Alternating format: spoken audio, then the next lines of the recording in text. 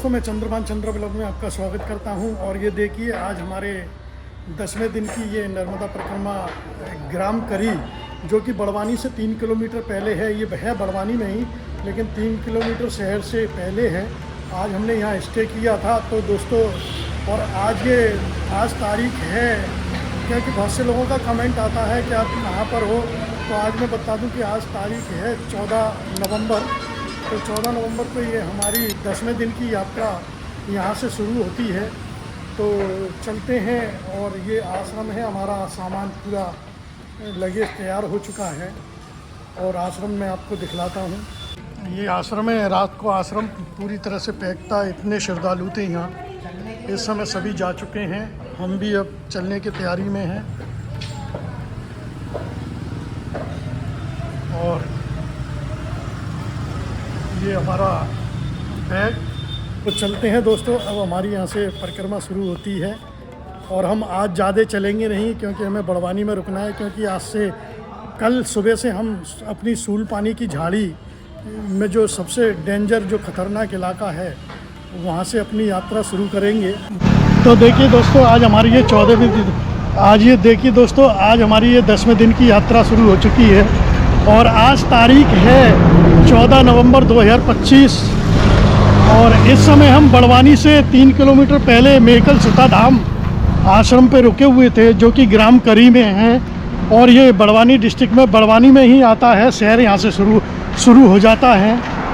तो आज हमारी यहाँ से परिक्रमा शुरू होती है। और दोस्तों, आपको एक बात बता दूं कि यह परिक्रमा बहुत कठिन परिक्रमा है। और एक शख्स हैं जो बॉम्बे से आए हुए हैं, अनिल सहानी। तो वो, उनको हार्ट ब्लॉकेज भी है, तो उनको परेशानी ज़्यादा हो रही थी। तो फिर भी मैंने उनको कह दिया है कि आप ऐसा है, मेरे साथ चलते रहिए, मुझे भी तकलीफ़ है, तो हम साथ साथ चलते रहेंगे। तो रात को उनकी तबीयत भी ख़राब हो गई थी, तो रात को बड़वानी में, शहर में, उनको डॉक्टर के यहाँ लेके गए। तो अब उनको आराम है, सारा नॉर्मल था, बीपी वगैरह, शुगर वगैरह। तो अब सुबह को अब यहाँ से मैंने कि आप ज़बरदस्ती मत करिए, जितना चल सकते हैं चलिए। तो वो कहते हैं मेरी सांस जल्दी फूल रही है। तो फिर वो अभी सुबह यहाँ से बड़वानी में रुकेंगे। मैं भी बड़वानी में रुकूँगा, क्योंकि कल से सूल पानी की झाड़ी शुरू हो जाएगी हमारी। तो अभी वो बड़वानी में सिद्धेश्वर मंदिर में रुकेंगे, मैं भी वहीं जा रहा हूँ, जो कि यहाँ से 4 किलोमीटर की दूरी पर है। तो आज कुछ अपन सामान वगैरह खरीदेंगे रास्ते के लिए, क्योंकि वो जंगली क्षेत्र है, जंगल वाला आदिवासी इलाका है। वहाँ थोड़े खाने पीने की भी समस्या हो सकती है, हमसे किसी ने कहा था। तो कुछ हम ऐसा सामान भी खरीदेंगे, कल की तैयारी करेंगे सूल पानी की। और हो सकता है कि आज हम मैया जी के दर्शन करने राजघाट भी जाएं, जो कि एक डूब क्षेत्र आता है। पहले तो वहाँ तक श्रद्धालु जाते थे, लेकिन अब वहाँ बहुत कम जाते हैं। तो हो सकता है हम आपको मैया जी के भी दर्शन कराएं राजघाट पर। मेरे साथ ये साधु चल रहे हैं, साधु महाराज परिक्रमा में। सुबह का समय है, हमें कुछ ही दूरी पर चले होंगे तो हमारे बराबर में एक कार आके रुकी, और वो कुछ पैसे हमें दे करके गए, जबकि हमने उनसे काफ़ी मना किया कि नहीं भैया, ये हमें पैसे नहीं चाहिए। माता जी थी उसमें एक, उन्होंने कि ये देना होता है हमें परिक्रमा वासियों को, आप इसको इस्तेमाल कहीं पर भी करना, लेकिन ये हमारा एक फ़र्ज़ है। उन्होंने हमारे पैर वैर भी छुए। तो नर्मदा परिक्रमा वासियों के प्रति यहाँ जो श्रद्धा देखी जाती है, वो देखने लायक होती है।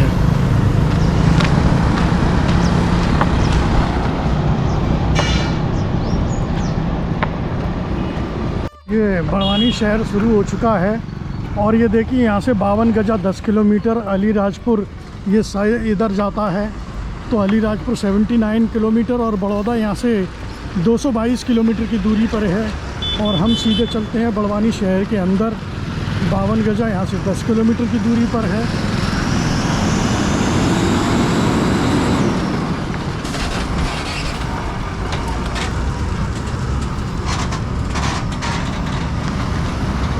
इस समय हम बड़वानी के ये श्री राम चौक पर आ चुके हैं और यहाँ से एक रास्ता राजघाट की तरफ भी जाता है।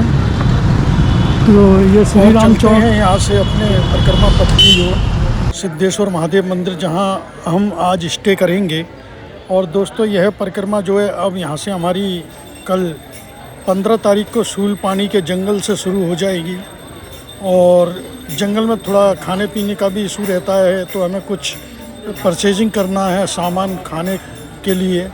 और दोस्तों यह परिक्रमा अब यहाँ से जो जंगल क्षेत्र है अब एमपी में चलेंगे, एमपी के बाद महाराष्ट्र आ जाएगा, महाराष्ट्र के बाद फिर गुजरात में जा कर के हम स्टैचू ऑफ यूनिटी गोरा कॉलोनी सरदार वल्लभ भाई पटेल की जो मूर्ति है वहाँ जा कर के निकलेंगे।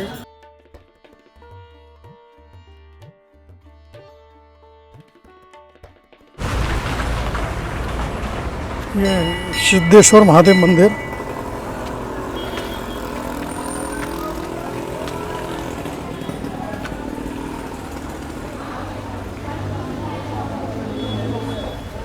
ये सामने मंदिर जय श्री राम बजरंगबली का मंदिर सामने, ये अन्य क्षेत्र। और ये सभी परिक्रमावासी इस समय यहाँ आए हुए हैं, विश्राम कर रहे हैं। और ये देखिए ओपन में भी हैं, अभी हमने जहाँ बिस्तर लगाया है वहाँ दिखाते हैं आपको। और ये देखिए यहाँ पर ये सभी यात्री अपने कपड़े वगैरह सुखा रहे हैं। और ये सामने लैट्रिन बाथरूम की व्यवस्था है, बहुत ही सुंदर। और आपको इधर दिखाते हैं, ये सामने परिक्रमावासी यहाँ अपना आसन लगाए हुए हैं। और ये सामने ही देखिए यहाँ ये चाय का कैंपर रखा हुआ है, चाय आप दिन भर कितनी भी बार चाय पीजिए, अपने आप लीजिए। और ये सामने किचन की व्यवस्था, किचन के अंदर बगैर अनुमति के जाना मना है। सामने भी देखिए यहाँ रुकने की व्यवस्था है, ये बहुत बड़े क्षेत्र में है। जिस परिक्रमावासी को सामान ले जाने में दिक्कत आ रही हो तो वो यहाँ से कोरियर भी कर सकते हैं, अपना सामान अपने घर भेज सकते हैं।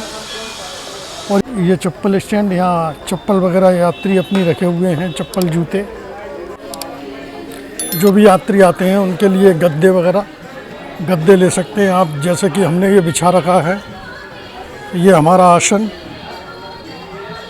तो देखिए दोस्तों, हम सिद्धेश्वर जो मंदिर है महादेव बड़वानी में, हम वहाँ से ये मैया जी के तट पर आए हैं। कोई भी परिक्रमावासी यहाँ मैया जी के तट पर नहीं आता है, क्योंकि सिद्धेश्वर मंदिर से ये करीब 3 किलोमीटर की दूरी पर है, 3-3.5 किलोमीटर की दूरी पर है। क्योंकि सिद्धेश्वर मंदिर से पहले ही परिक्रमावासी शूलपानी और 52 गजा के लिए निकल जाते हैं, मैया जी के तट पर नहीं आते हैं। फिर पता नहीं कब मैया जी के दर्शन हो, तो आज हम मैया जी के दर्शन करने के लिए आए हैं। तो चलिए चलते हैं और आपको भी दर्शन कराते हैं। ये दादा मेरे साथ बॉम्बे से हैं। बॉम्बे से हैं ना सर आप? ये बॉम्बे से हैं, इनकी थोड़ी तबीयत सही नहीं है, तो इनको भी बड़े आराम से दर्शन करना है। और बड़े आराम से इनका मन था जंगल से जाने का, लेकिन हम लोग तो इनको यही सलाह दे रहे हैं कि आप रोड वाले रास्ते से जाइए। और ये यहाँ पर भी काफ़ी ये सरदार सरोवर का जो डैम है उसकी वजह से यहाँ काफ़ी दूर तक जल भराव है। और ये आपको यहाँ नावें भी मिल जाएंगी।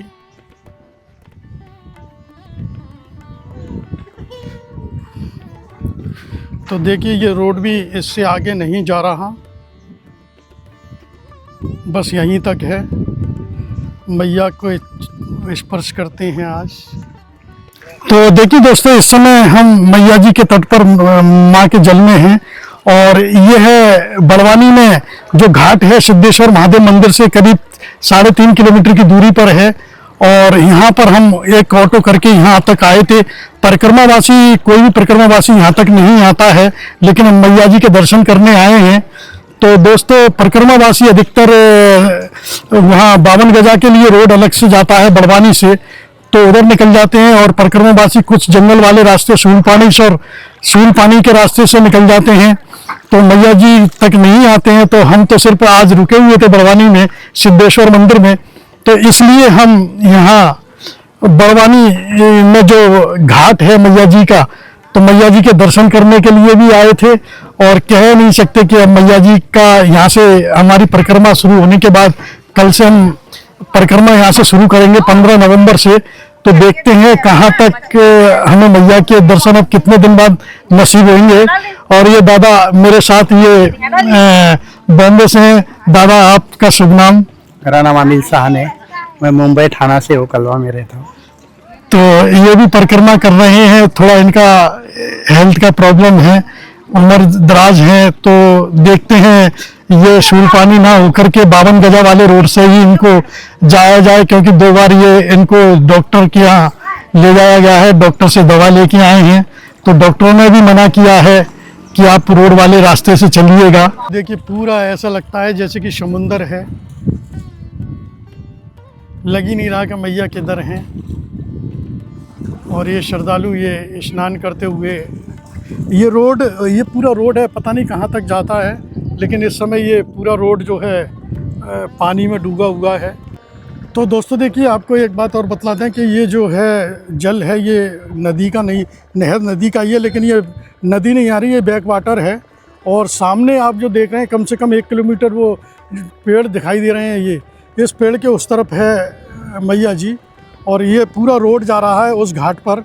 जब गर्मी का समय आएगा तो ये पानी कम हो जाएगा, तो ये पूरा रास्ता चालू हो जाएगा। ये देखिए खम्भे, ये इलेक्ट्रिक खम्भे ये जा रहे हैं, सीधा उस घाट पर है।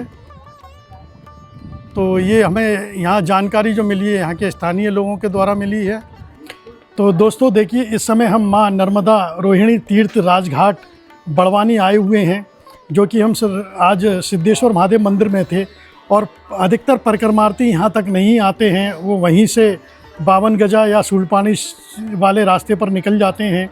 तो हम मैया जी के दर्शन करने आए हुए हैं, और यहाँ एक आश्रम है, उस आश्रम के जो महंत जी हैं, तो इस राजघाट के बारे में वो हमें कुछ जानकारी देंगे, जो हम अपने चैनल के माध्यम से आपको दे रहे हैं। नर्मदे हर, मैं घनश्याम दास त्यागी आप लोगों को यहाँ के बारे में जानकारी देता हूँ। ये रोहिणी तीर्थ है, जहाँ चंद्र भगवान की पत्नी ने तपस्या करी थी, जो अभी पानी के बैक वाटर के कारण, सरदार सरोवर के बैक वाटर के कारण अभी डूबा हुआ है फिलहाल की स्थिति में, मंदिर और ये सभी चीज़ें। और टेनबे स्वामी ने यहाँ पे एक मंदिर की स्थापना करी हुई थी, उनके द्वारा यहाँ मंदिर की स्थापना हुई है एक मुखी दत्त भगवान की। वो भी मूर्ति है यहाँ की जगह, जो अभी पानी में डूबा हुआ है पूरा मंदिर और परिसर। यहाँ चंद्र भगवान की जो पत्नी थी, उन्होंने जब सोमनाथ में तपस्या करने के बाद में भगवान चंद्र भगवान को अपना खोया हुआ वैभव नहीं मिल पाया था, तब उन्होंने यहाँ की जगह तपस्या शिव भगवान की करी थी। उन्होंने यहाँ तपस्या करने के बाद में उनको यहाँ चंद्र भगवान को अपना वैभव वापिस, राजपाट, सारी चीज़ें यहाँ से तपस्या करने के बाद में मिली है वरदान स्वरूप। शिव भगवान ने दर्शन देके रोहिणी जी को दर्शन दिए और उनको यानी कि वरदान वापस दिया, उनके राजपाट के लिए उन्होंने मांगा था जो, तो वापस उनको मिल पाया। और यहाँ काफ़ी ऋषि मुनियों ने तपस्या करी हुई है, उसमें से एक है टेनबे स्वामी, जो दत्त भगवान के चौथे अवतार भी माने जाते हैं। उन्होंने यहाँ चतुर्मास बिताया था, उनके द्वारा यहाँ पे एक मुखी दत्त भगवान की मूर्ति है, जो पूरी परिक्रमा में सिर्फ 2 ही जगह मिलती है। एक तो गरुड़ेश्वर में, जहाँ पे उन्होंने यहाँ पे स्थापना करने के बाद में वहाँ पे गरुड़ेश्वर में 8 दिन बाद में समाधि ले ली थी। ये जो अभी आप पीछे देख रहे हो, ये सब पूरा परिसर अभी डूब क्षेत्र में है पूरी तरीके से। और मंदिर वगैरह हमारा सारा परिसर, हम यहाँ खाली अभी टेंट में और इनमें सारी परिक्रमा वासियों की चाय प्रसादी और इनकी निःशुल्क यहाँ सेवाएं देते हैं। महाराज जी एक बात और बतलाइए कि जैसे अधिकतर जो परिक्रमार्थी इस समय बहुत भीड़ चल रही है, हाँ। लेकिन मैंने अधिकतर ये देखा है कि परिक्रमार्थी यहाँ इक्का दुक्का अगर आ गया तो आ गया, बाकी उधर से निकल जाते हैं। बहुत से लोगों को इस बारे में जानकारी भी नहीं है, और कुछ लोग जो रहते हैं डायरेक्टली, क्योंकि वापस मुड़ के उनको जाना रहता है, तो वो इधर ना 5 किलोमीटर आते हुए वो सीधे उधर के उधर ही निकल जाते हैं। उनको यानी 5 किलोमीटर आना है, 10 किलोमीटर एक्स्ट्रा चलना है। वैसे अभी ये तो 2-2.5 किलोमीटर का ही रोड है, अच्छा, बैक वाटर के कारण, लेकिन फुल जो मंदिर है अभी हमारा 2 किलोमीटर पीछे छूटा हुआ है। अच्छा, 2 किलोमीटर हम और भी 2.5 किलोमीटर और भी अभी डूबा हुआ है वो पूरे तरीके से परिसर। क्या वैसे परिक्रमा वासियों को 2.5 किलोमीटर ही आना पड़ता है। अच्छा, और बहुत सौ को जानकारियां नहीं रहती इस वजह से। और उसके बाद में ये पथ कट चुका है। पहले जो नर्मदा परिक्रमा का जो पथ था वो दूसरा था, तो वहां से सीधे राजघाट आ जाते थे, लेकिन अब क्या है कि रोड द्वारा पूरा गवर्नमेंट ने और इन्होंने निकाल दिया है, तो वो रोड ही सारे परिक्रमा वासी बाहर ही चले जाते हैं। इस कारण से इधर नहीं आ पाते हैं। अच्छा, मैया जी यहाँ से कितना दूरी पे है अभी?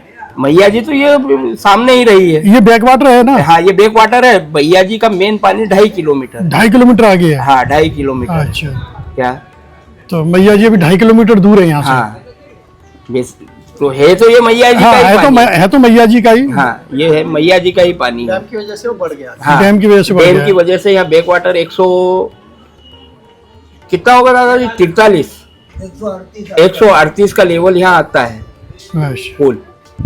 तो महाराज जी आपने बहुत अच्छी जानकारी दी, और आगे भी अगर परिक्रमावासी मेरे चैनल के माध्यम से अगर इस महाराज जी का वो देख रहे हैं इंटरव्यू, तो आप भी कोशिश कीजिए कि अगर आप बड़वानी आते हैं, सिद्धेश्वर मंदिर तक आते हैं, तो आप इस राजघाट पर जरूर आइए और मैया जी के दर्शन कीजिए।